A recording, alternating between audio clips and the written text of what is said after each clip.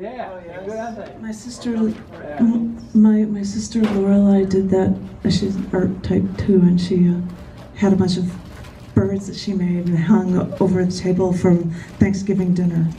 And it was really awesome. I'm like, can I have these? Because you're just going to pitch them, so I've got them so I can put them on future Christmas trees. And I haven't been able to find them since my move, but I know I have them here. It's just there's so much stuff to unpack, I guess. This is a poem that I was going to jump out of an airplane, and we had to wait a few hours, you know. Wait a minute, with a parachute. Yeah, in tandem with somebody who was hanging out to me, yeah, that kind of thing. And so, and I had to wait there for hours, and John's like, "You're the poet. Write something. Write a poem about this right now." Right, he's right. And the way this poem was written, it could be about anything. Maybe. Well, it could be like getting married, or, you know, it's called Falling from the Sky. I'm taking a one-way flight today. And you know, when people say they have a one-way ticket, you assume the plane is landing them somewhere and not bringing them back. But lucky me, my only way back is to jump out of the sky and hope I land on my own 2 feet. And my flight takes off in just a little while, and I can feel that tension knot, that knot's rope being pulled by all my nerves. And if it was like heartburn, I just want to slam my fist into my chest to try to make the pain go away. So I spent all my life trying to soar so high, but I guess I have to be prepared for coming back to Earth.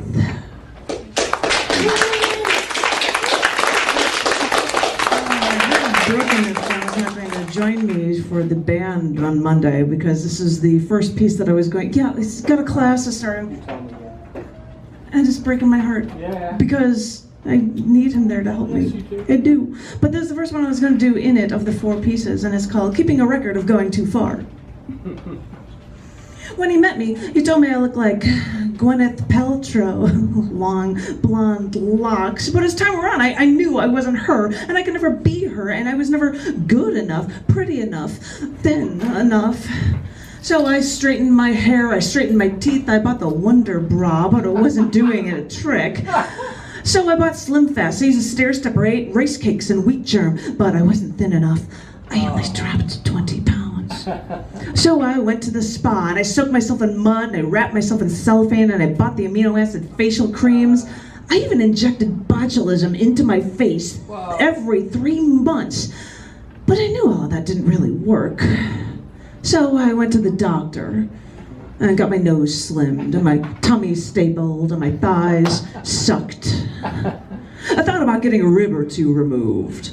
You know, like Cher. Oh, yeah. But I figured, my ribs? They've got to be there for something. And hey, that's just going too far. Because wait a minute, why am I even doing this? For men? For what? So that they would like how I look? Is this supposed to make me happy? Why am I going too far so that all these men out there who are rapists and oppressors, why is it that I'm more than just, because I'm just more than just a plaything. This woman's got a mind, and I've spent too many years shoving handwritten notes into my pockets, slamming my hands, my fingers into a keyboard, because there are too many atrocities in the world, too many injustices that I had witnessed, too many people who had wronged me, and I had a lot of work to do. There had to be a record of what you had done. I have defiled many pages in your honor, you who swung your battle axe up high and thought that no one would remember and would just stay quiet. Yes, I have defiled many pages. And have you defiled many women? You, the man who rapes my friends? You, the man who rapes my sisters? You, the man who rapes me? Is this what makes you a strong man? You want to know why I do the things I do? I need to record these things. This is what kept me together. When my friends were sent off to war, this is what kept me together. And when women were raped and left for dead, these writings kept me together. And when no one bothered to notice this, or change this, or care about this, these writings kept me together. I need to record these things to remind myself that there are things worth fighting for, worth dying for. I need to record these things to remind myself that I am alive. Yay.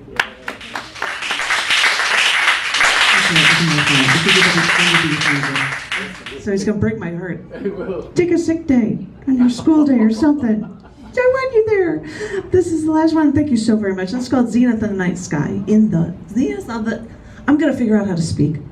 Zenith of the night sky.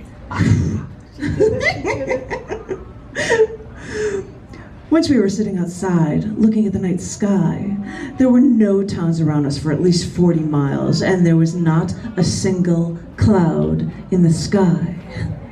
It was absolutely amazing.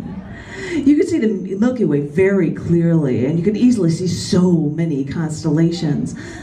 I'd never seen that many stars in my life. And staring at the zenith of the night sky for a while, someone finally spoke. Looking up at these stars, doesn't it make you feel so insignificant? My eyes must have been saucers staring up at the night sky with a grin I couldn't remove from my face. Not at all. I can never think that. How could you not? He asked. And I told him that I can't think of my life as insignificant. If I did, then I wouldn't want to excel in life. I'd have no reason to continue, because the line, "Doesn't it make you feel so insignificant?" sounds like it should be followed by the line, "Doesn't it make you feel so worthless?" And I cannot function that way. The night sky is so inherently beautiful. The night sky is so aesthetically pleasing. I look at these stars and I fall in love. I look at these stars and I think that this is science. We could learn from this. I love to see the constancy of the stars in the night sky. These are the same stars I saw when I was a child in my lifelong love of astronomy. I love the understanding we gain about the world by studying other planets and stars and galaxies. And I love the fact that I am on one of those planets, and that I have this ability, this unique opportunity to be a part of this scientific love affair. But then it occurred to me, traveling around the Earth to see the sights is one thing, but what about up there? Now, I know I can't afford a flight to outer space, but why not take a trek toward the Arctic Circle and see the Aurora Borealis? So we made our plans, stayed at a bed and breakfast in Fairbanks, Alaska, with windowsills 18 inches deep because of the needed insulation, and then sang a few sets at Ivory Jack's, because the best time of night to see the Aurora Borealis was about 1:30 in the morning, long after our concerts ended. Yes, it was bitter cold, and I was bundled up, but I really didn't care. I'd take photos anyway, even though no photo could emulate the dancing solar wind in our magnetosphere colliding into our atmosphere.